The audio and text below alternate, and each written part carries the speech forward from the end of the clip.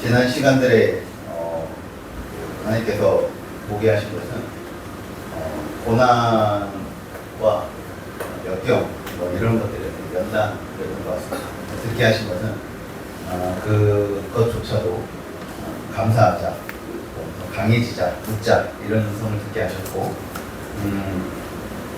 이 시간들의 사역은 이겨내는 중으로 표현을 하면 될 것 같습니다. 회사에서 회사를 옮기고 새로운 분야이기도 했지만 정신 머리보다 제 전공과 제 지금까지 한 7, 8년 동안 회사에서 해왔던 것과는 좀 많이 다른 업무를 맡으면서 출퇴근 시간도 매우 길고 야근도 작고 하는 모든 것이 달라진 삶을 살면서 이외에 이렇게 힘들지 고난인 것 같고 역경이었던 것 같고 그러면서도 연단받는 중이라고 생각했지만 좀 많이 힘들었던 것 같습니다. 그렇지만 그 가운데서 제가 이제 그 회사 직원한테 들은 얘기가 이제 참 은혜였는데 왜 그렇게 과장님은 웃으시냐, 내가 보기에는 과장님은 웃을 상황이 아닌데 왜 이렇게 웃냐고 하는 얘기를 들으면서 이 웃음이 어디서 나오는 힘일까라는 생각을 하였고 다른 것 없이 그냥 하나님을 내가 믿기 때문에 거기서 믿는 믿음으로 내가 웃을 수 있는 사람이구나라는 생각을 했었습니다. 그런 걸 통해서 회사에서 외로움도 느끼고 고난받고 이상한 일 못하는 사람 취급도 받고 여러 가지 취급과 그런 시선들 저 사람은 왜 저렇게 행동하지? 왜 저 사람은 저렇게 일하지? 라고 하는 여러 가지 편견들 그것들을 하면서 하나하나 이겨내는 것을 통해서 참 하나님께 감사한 시간들이었던 것 같습니다. 출퇴근 애들은 3명인데 출근은 빨리 하고 퇴근 늦게 오고 고생하는 보람이를 보면서도 마음고생을 했지만 저와 보람이가 같이 연단받고 이겨내는 그 시간들을, 그 순간들을, 그 고난을 하나님께서 허락하신 그것들을 잘 이겨내는 시간들이었던 것 같고 그것을 잘 이겨내니 지금은 이제 다시 보직이 변경되면서 어떻게 보면 조금 그 육체적으로는 좀 여유로운 영업직으로서의 그것들을 다시 감당해야 할 수 있는 시간이 온 것 같습니다. 그래서 참 감사하고 기쁜 시간이었습니다. 하나님은 아빠와 아들을 보게 하셨고 세상은 어둡다라는 것을 듣게 하셨고 이번에는 누림이 왔습니다. 이번에 제 육지 화요일 저녁에 올라갔는데요. 수요일에 이제 오뉴와 저랑 둘이서 서울 대공원을 갔어요. 둘이서 그래서 동물들도 다 보고 물놀이도 하고 짜장면도 둘이서 먹고 그리고 오뉴가 호랑이 사자 많은 동물 중에서 박쥐 보고 싶다고 하면 박쥐 보러 가고 뭐 선물 받고 싶다면 호랑이 문양 뿅망치도 사주고 그래서 둘이서 즐겁고 좀 행복한 시간을 보냈습니다. 결국 그러면서 생각이 든 게 결국 누구랑 함께 하냐가 중요하다고 느꼈는데요. 저도 이제 혼자 있을 때 외로움이나 이런 걸 많이 느낄 때가 있는데 결국 나는 누구와 함께 하는가 보이지 않는 하나님과 지금 내가 함께함을 기억하자라고 다짐을 하게 되었습니다. 그리고 세상은 어둡다라는 것은 제가 이제 목금이 이제 출장 일정이 있었어요. 근데 이제 다 이제 그 대기업들과 치열한 협의한 과정이었거든요. 그래서 앞에서는 서로 성공적인 척, 서로 이렇게 서로 양보하는 척 이렇게 하는데 결국 뒤로 돌아서는 서로 속이고 속이는 싸움을 하고 있는 거예요. 그런 걸 보면서 이제 역시 세상은 좀 어둠 속에 있고 진실되지 않다라는 생각이 들었습니다. 그리고 오늘 유초등부 설교가 이제 빛과 소금에 대한 내용이었어요. 결국 어둠을 밝히는 삶을 살기 위해서는 빛이 되는 행동을 해야 되는데 결국 그거는 진실된 행동에서 나온다라는 것을 다시 한번 더 느끼게 되었습니다. 그리고 이번에 누리게 됐다는 것은 이제 출장 일정을 다 마치고 그 여유가 좀 생겼어요. 그래서 혼자 그 서울의 현대미술관 가서 작품도 보고 또 무려 3만 원짜리 햄버거도 먹어보고요. 그리고 그 코엑스에서 제가 그 30년 만에 뮤지컬도 봤어요. 그래서 저만의 시간을 보냈는데 그런 것들을 누릴 수 있게 하시고 또 경험하게 하시는 하나님께 다시 한 번 더 감사한 한 주였습니다. 네, 한 주간 반딧불을 보게 하셨고 한결의 목소리를 듣게 하셨고 한 주간 사역은 좀 돌아봄이었습니다. 5월달 동안 가정을 좀 많이 돌아보게 하셨는데 이번 주는 해양 보좌호 아래 이제 반딧불 체험이 있어서 늦은 밤에 가족이 함께 외출을 했습니다. 불빛 하나 없는 좀 숲속에 들어가니 사방이 캄캄하고 정말 한치도 앞도 분간하기가 어려웠는데 가만히 서 있기도 힘든 그 어둠 속에서 문득 반짝이는 작은 반딧불들을 보게 하셨습니다. 대낮처럼 환한 빛은 아니었지만 주변이 워낙 어둡다 보니 그 작은 불빛이 선명하게 눈에 들어왔습니다. 우리가 살아가는 세상이나 앞으로 가야 할 인생길에도 이 어두운 숲 같은 때가 너무 많았는데 사방이 막막하고 미래가 보이지 않고 답답할 때 하나님은 인생 전체를 한 번에 다 밝혀주기보다 오늘 당장 걸어갈 수 있는 아주 작은 길을 보여주셨습니다. 세상이 아무리 어두워도 하나님이 약속하신 말씀, 빛은 결코 꺼지지 않으며 우리가 헤매지 않도록 반드시 인도하신다는 사실을 보게 하셨던 한 주였습니다. 한결의 목소리를 듣게 하신 것은 어두운 숲길을 걸어가는 한결의 목소리가 좀 많이 들렸습니다. 처음에는 겪어보는 깊은 어둠과 낯선 숲의 분위기 때문에 한결엔 좀 겁을 먹고 무서워했습니다. 떨리는 아이의 목소리를 들으니 걱정이 되었지만 그 무서움은 오래 가지 않았습니다. 한결이는 이내 안심하며 밝은 목소리로 조잘거리기 시작했고 주변은 여전히 어두운 숲이었지만 양옆에 손을 꼭 잡고 있는 아빠와 엄마 그리고 옆에 있는 동생 산들이가 있어서 안 무섭다고 말해주었습니다. 한결이의 한마디가 제 마음 깊이 와닿았습니다. 우리 인생의 힘든 밤을 지날 때 무서워서 주저앉고 부르짖는 그 작은 시민과 목소리를 하나님 아버지께서도 단 한순간도 놓치지 않고 다 듣고 계시겠구나 하는 확실한 마음을 주셨습니다. 한 주간 사역은 돌아보는데 이거는 저희가 이제 고절로 가기 전에 저랑 이제 민지 집사는 나름대로 큰 기대를 했던 것 같습니다. 한결이가 반딧불을 보면 얼마나 신기해하고 좋아할까, 아이에게 경험을 선물하고 싶어 이것저것 준비하면서 제가 부모로서 몫을 다 지켰다고 생각을 했던 것 같습니다. 하지만 숲길 끝에서 마주하는 현실은 예상과 좀 달랐던 것 같습니다. 한결이가 가장 행복했던 순간은 신비로운 반딧불을 바라볼 때가 아니라 그저 버스 타는 일과 숲 한편에 온 가족이 옹기종기 앉아 도란도란 이야기를 나누며 간식을 먹는 시간이었습니다. 그 모습을 보며 마음 깊이 좀 깨달았던 것 같습니다. 부모라는 이름으로 내 생각과 방식들을 아이에게 은연중에 강요하고 있었던 것은 아닐까. 아이가 정말 원하는 것을 거창하게 경험이 아니라 그저 사랑하는 가족과 눈을 맞추며 함께 머무는 소박한 시간이었던 것 같습니다. 돌아보니 제가 한결이를 챙겨준 것이 아니라 오히려 한결이가 그 순수한 모습으로 부모인 제 마음을 채워주고 있었습니다. 진짜 행복이 무엇인지 작은 몸짓으로 가르쳐주고 있었습니다. 하나님께서는 부모의 역할을 내 기준과 잣대로 아이를 이끄는 것이 아니라 아이와 함께 걸어주는 것임을 이 시간을 통해 좀 깨닫게 해주셨습니다. 한 주간 가정을 어두운 밤을 지날 때도 늘 함께 걷고 계시는 하나님께 하시는 한 주였습니다.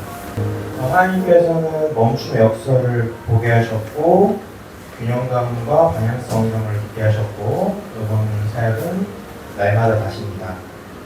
이게 한 가지 사건이긴 한데 조금 최근에 자신을 많이 알아가고 또 여러 가지 이제 삶을 균형적으로 본다는 생각이 좀 들면서 그래도 이제 어느 정도 이제 편향적으로 사고하지 않겠구나라는 생각을 좀 했었는데 신기하게도 그 틈을 타고 사단이 역사를 해요. 나도 모르게 내가 균형감을 갖고 있다라고 멈춰 있으면 그 상황에서 그거를 이용해서 편향적으로 사고를 하게 만들더라고요. 그거를 느끼면서 정말 그 하나님께서 주시는 모습이 날마다 새로워져야 되고 날마다 자기를 죽여야 되고 또 날마다 주님 앞에 나아가야 된다는 말이 좀 많이 공감이 됐어요. 그 가지고 있던 내 생각이 멈추는 순간 바로 그렇게 변질된다는 게 생각보다 되게 충격적이었고 그래서 언제나 교환하지 않고 하나님 앞에 다시 서야 된다고 느꼈던 시간이었습니다. 2020년 남일에 제법 행복한 야구 동서부 예배를 마치고 태안장로님이 야구 배트를 치고 싶다고 했다. 그래서 나는 찬이를 떠가지고 태안장로님이랑 우리 집 앞에서 배트 연습도 하고 배치고도 했다. 그 한 명이가 추가되었다. 바로 목사님이었다. 목사님이 오자 목사님의 폭소를 봐주시고 태안장로님은 투수를 했다. 평소에는 혼자서 하는데 목사님과 장로님이랑 같이 하니까 무엇인가 달랐다. 나는 청소부가 끝나고 뭐할지 고민이 많이 했고 나 혼자 어떻게 하면 재밌게 놀지라고도 생각해봤는데 태안장로님이랑 목사님이랑 같이 함께 행복하고 즐거운 야구를 하니까 참 하나님께 감사하고 즐거운 토요일을 보낼 수 없다. 그 야구가 끝난 뒤에 5분 후에 사원이에게 전화가 왔다. 난 물어봤다. 왜 전화했어? 라고 말하자 사원이가 심심해서 전화했다고 얘기했다. 나는 말했다. 그렇다고 가서 야구할래? 라고 하자 바로 오키라고 말했다. 나랑 사원이랑 엄청 멀리서 공을 주고받았다. 난 당황했다. 사원이가 야구 실력이 많이 늘었기 때문이다. 캐치볼을 한 다음에 배트를 쳤다. 사원이가 수비를 했고 나는 배트를 쳤다. 그렇게 연습을 하고 한 게임을 했다. 치는 사람이 안타를 치면 1점이고 근데 공이 위에 떴는데 바로 잡으면 아웃이라고 규칙을 정했다. 난 참 사원이에게도 고맙기도 했지만 참 하나님께 감사한 게 많았다. 하나님은 맞지 않는 일과 부끄러운 내 모습을 보게 하셨고 하나님은 내과 알과 기도의 원칙을 듣게 하셨고 한 달은 활력과 기도 즐거움이었습니다. 맞지 않는 일은 그 4월에 영상 일을 5월 초까지 했었는데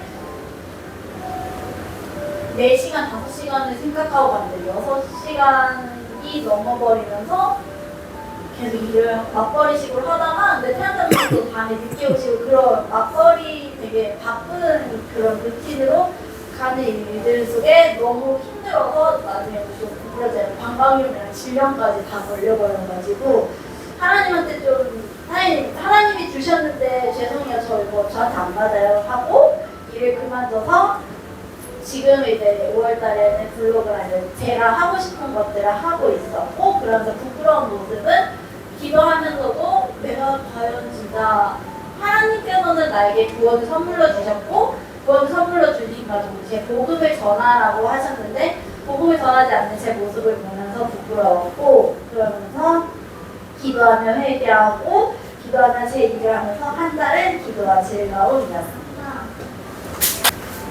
최근 3주 전부터 운동을 시작했습니다. 그 전부터 몇 달에 한 번씩 러닝을 하거나 아니면 아주 예전에 지역쌤을 따라서 이 운동 저 운동 해보기는 했지만 모두 오래가진 못했습니다. 이번에 시작한 운동은 꾸준히 하고 싶습니다. 부디 이 마음이 오래가길 바랄 뿐입니다. 내적 치유 시간에 영혼육에 대해서 배웠는데 사실 아직도 헷갈립니다. 그런데 운동을 시작하면서부터 자꾸만 영과 혼과 육이 하나로 연결되어 있다는 생각이 듭니다. 회사 야근도 자주 있고 아이들 돌보는 시간도 부족하다는 핑계로 내게 있어 가장 쉽게 또 가장 먼저 미뤄왔던 게 운동과 식사였던 것 같습니다. 그동안 가장 내버려두고 소홀히 대했던 몸이 고작 운동 몇 주 했다고 갑작스럽게 달라지지는 않겠지만 조금씩 체력이 올라오면서 마음도 함께 건강해지지 않을까 하는 생각을 가져봅니다. 준비를 전혀 안 해가지고 오늘 목사님 예배 중에 제가 그냥 간단하게 준비했습니다. 제가 말 준비했기 때문에 그냥 기록했으니까 그대로 읽어드릴게요. 전번 주 주일 예배를 마치고 집으로 돌아와서 집 주변 나무들을 벼에 시들지 않나 열매들은 잘 크고 있나 돌아봤다.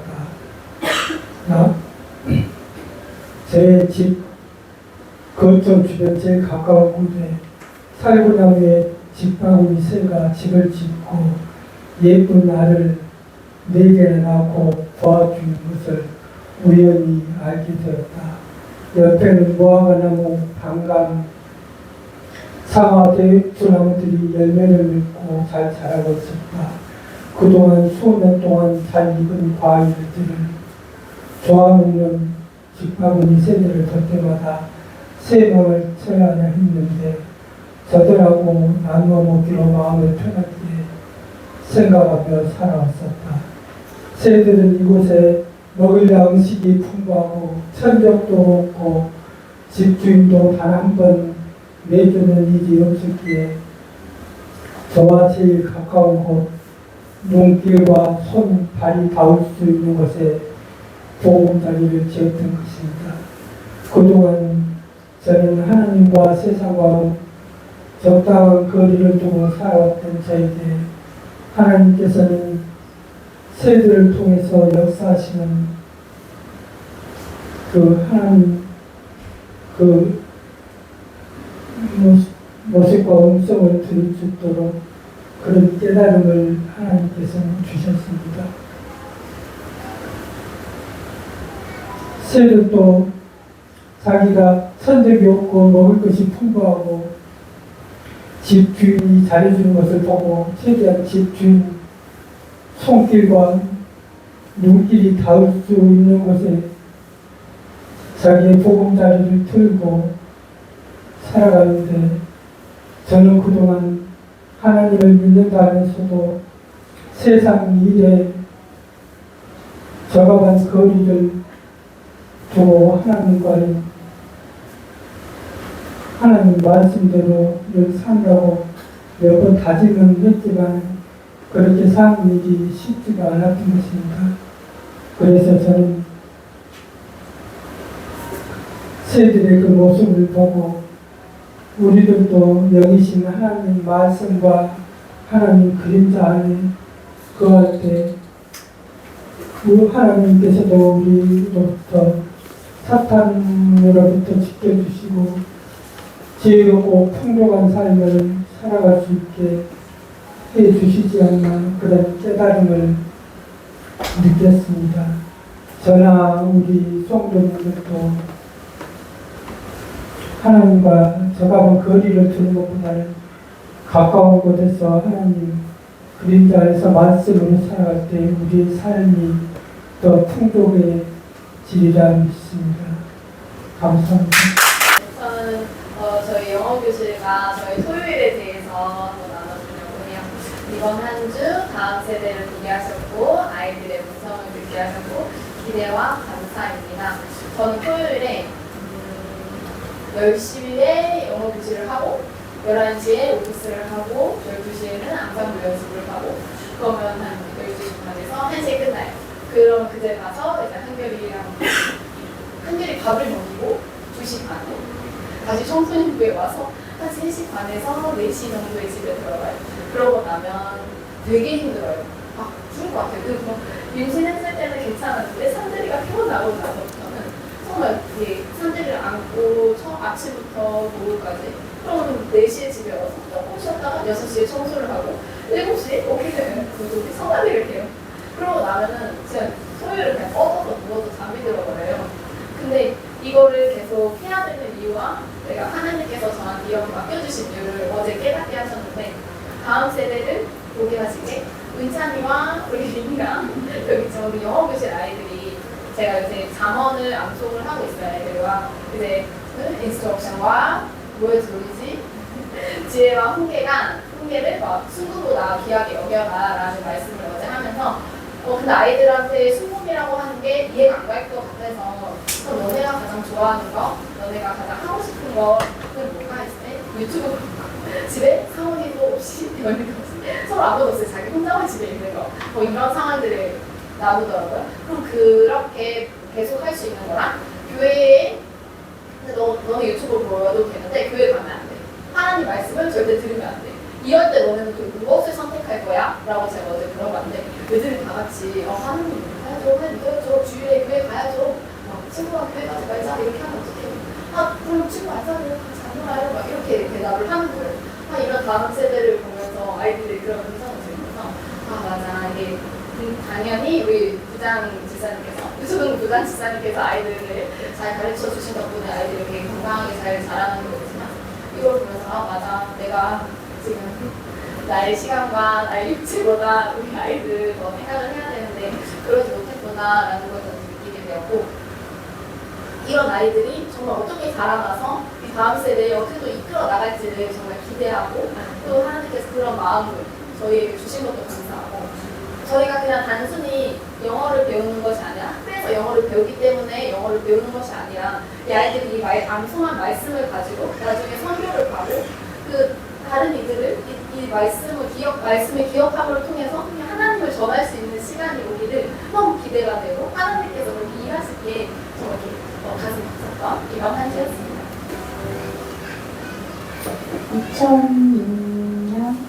2026년 5월 10일 사랑하는 나의 아버지, 이제 나의 마음을 찬찬히 들여다봅니다. 이제야 내 삶에 찾아온 시인 계절을 부정하지 않을 마음이 조금씩 생겨납니다. 이제야 이 아픈 시간들을 통해 당신과 더 가까워지고 싶은 마음이 생겨납니다. 아버지, 이제야 당신의 말씀으로 돌아갑니다. 저에게 오직 말씀으로 말씀하여 주시옵소서. 앞으로 나의 갈 길을 가르쳐 주시옵소서. 여전히 보이지 않는 긴 터널 속에 있지만 아버지를 사랑하는 마음을 주시니 이 안에서도 참 기쁘고 감사합니다. 나의 삶이 나의 힘이 되신 여호와여, 내가 주를 사랑하나이다. 아멘. 오늘 나눔이 제목이 애통함입니다. 몇 주 전부터 시작된 골로새서 말씀을 들으면서 교회를 향한 사도 바울의 애통함을 생각하면서 제가 이제 2년 전에 2021년도 8월 8일이 주일 설교 말씀이었거든요. 그때 제목이 애통함인데 제 일기를 읽어드리고 그 다음에 사도 바울의 애통함에 대해서 한번 같이 나누려고 합니다. 2021년 8월 8일 애통 그 상시의 희망에 대하여 애통이라는 단어를 설명하는 부분에서 마음이 아리기 시작했다. 10여 분 이상 애통의 의미를 자세히 면밀히 치밀하게 느끼게 하는 설명이었다. 하늘 아래 사는 어떤 누구에도 위로를 받기 불가능한 상태가 애통이다. 나의 애통의 처음은 언제부터였을까? 가끔 지난 추억이 풍경처럼 그려질 때가 있다. 해가 뉘엿뉘엿 지는 텅 빈 놀이터였다. 그네가 앞뒤로 흔들리며 삐걱거리는 소리가 계속 들린다. 여자애는 몇 살쯤인지 기억이 나질 않는다. 홀로 그네를 타며 해가 완전히 사라지면 집으로 돌아가야 하는 사실에 무기력하게 하늘만 바라보고 있었다. 그 아이를 위로해 주고 싶었을까? 지난 추억이 풍경사진처럼 정조 내 의식 앞을 스쳐갔다. 어른이 되어 결혼을 하고 두 아이의 엄마가 되고서도 홀로 있는 아이에게 다가가지를 못했다. 나조차도 가슴이 헤아리기 힘든 깊고 오랜 슬픔이었다. 익숙한 슬픔은 내 삶의 일부분이었고 곧 나였다. 울지 않던 아이는 17살이 되었고 교회를 다니기 시작했다. 20살이 지난 후부터였나 보다. 홀로 울기 시작했다. 텅 빈 교회의 문을 열고 앉아 애써 혼자 있는 두려움을 떨쳐내며 울기 시작했다. 무엇 때문에 우는지, 왜 눈물을 흘려야 했는지 알지 못했다. 그렇게 20대, 30대, 40대 중반까지 홀로 우는 일은 멈추지 않았다. 언제까지 울어야 하나 원망과 분함도 있었다. 오늘 주일 예배 설교 말씀 중에 마태복음 5장 4절 말씀이 내 눈물의 의미와 이유를 분명히 깨닫게 해주었다. 위로였다. 세상에 감당 못하는 슬픔이 있는 자에게 임하는 복이었다. 복이었음을 인정했다. 복이었음을 고백했다. 영원한 복이 나의 애통함에 담겨 있었다. 5년 전에 애통함에 대해서 쓴 저희 일기장이었는데 우리 교회는 요즘 새벽에 골로새서 강의 중입니다. 특히 이제 교회론에 대해서 지난 며칠 동안 바울에게 부어주신 성령의 생각과 느낌, 은혜를 듣고 배우고 공감하는 중인데 골로새서 1장 24절 나는 이제 너희 위하여 받은 괴로움을 기뻐하고 그리스도의 남은 고난을 그의 몸된 교회를 위하여 내 육체를 채우노라 하는 사도 바울의 애통함이 지난 5년 전에 나의 애통함과 비추어서 함께 나아갈 수 있는, 동행할 수 있는, 공감할 수 있는 감정이 되지 않습니다. 2026년 6월 2일 날씨피 오늘도 똑같은 하루가 반복된다. 아침 일찍 초등학교 학생들을 등교시키기 위해 통학버스를 운전한다. 통학버스 안은 항상 시끌벅적하다. 이 시간이 버스를 타는 이 친구들에게는 천국 같아 보이기도 한다. 몇십 분 안 되는 짧은 시간이지만 친구들 간에 많은 대화와 소통이 이루어진다. 그들의 대화를 나도 모르게 듣게 된다. 참 어린이답게 순박한 대화가 오간다. 하지만 순간순간 걱정스러운 대화도 듣게 된다. 정말 어린 친구들인데 아파트 평수를 얘기를 한다. 몇십억 몇백억 얘기가 너무도 자연스럽다. 그들은 부모를 통해 또는 주변 지인들과의 대화를 통해 너무 자연스럽게 익혀졌을 것이다. 이곳 영어 교육 도시는 포르쉐를 비롯해 수많은 값비싼 차량들의 경연장 같다. 같은 제주에 살고 있지만 최근 몇 달 이곳에 근무하면서 여기 사는 사람들은 나와는 다른 세계에서 살고 있는 것 같다고 느껴지게 된다. 그리고 그렇게 정말 부유해 보이는 사람들이 너무 많다. 순간 그들과의 비교가 나를 무너뜨리고 그동안 나는 뭐하고 살았는지 무력함을 느끼게 한다. 참으로 미련한 생각인 것을 알지만 쉽게 부정하지 못하겠다. 그럼에도 불구하고 내겐 귀한 감수가 있다.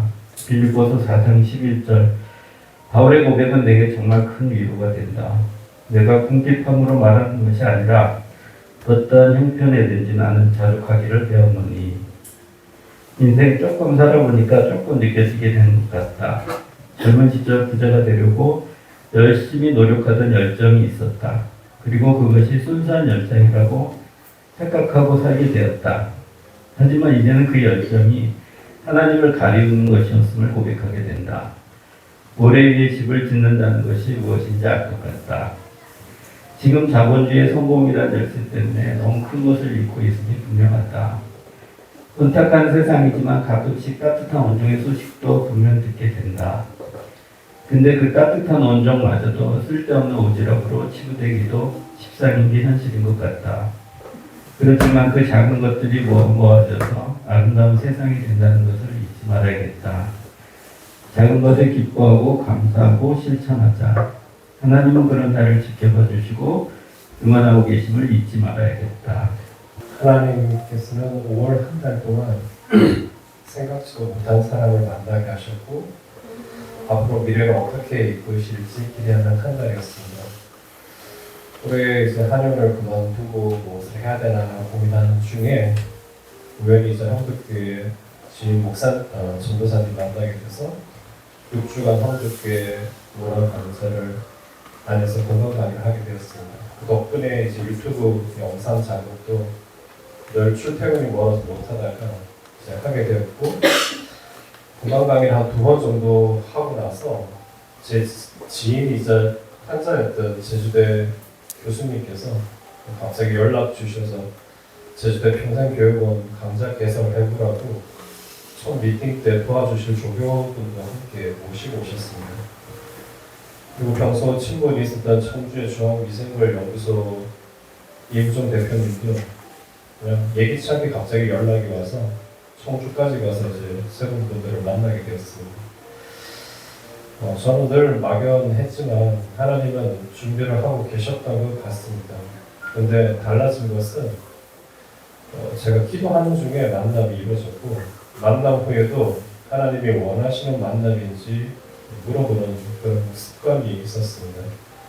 과거 하나님이 뜻인지 묻지 않고 선택했다가 힘든 과정을 겪고 있기에 늘 기도로 준비하고 있어야 하고 어떤 시도를 하기 전에 하나님의 뜻인지 묻는 습관이 조금씩 이제 되어가고 있음을 깨닫게 되었습니다. 상황은 많이 지금 어렵지만 이런 어려운 상황이 아니면 사람은 기도도 하지 않고 하나님을 의지하지도 않는다는 것을 들어왔지만 저한테 적용하게 되었습니다. 이제 저의 어떤 부분을 고치시기 위해 주신 기회가 이 고난이라 생각하고 날마다 하나님을 찾고 있습니다. 목사님께서는 지금의 문제 고난만 바라보지 말고 미래의 희망과 꿈을 바라보고 살아야 한다고 하시면서 늘 격려해 주십니다. 저는 어릴 때부터 늘 여러 나라를 다녀보면서 살아보고 싶다는 마음이 있었기에 지금의 기도 훈련은 어쩌면 넓은 세상으로 나가기 전에 반드시 필요한 과정은 아닐까 생각해보는 한 달이었습니다.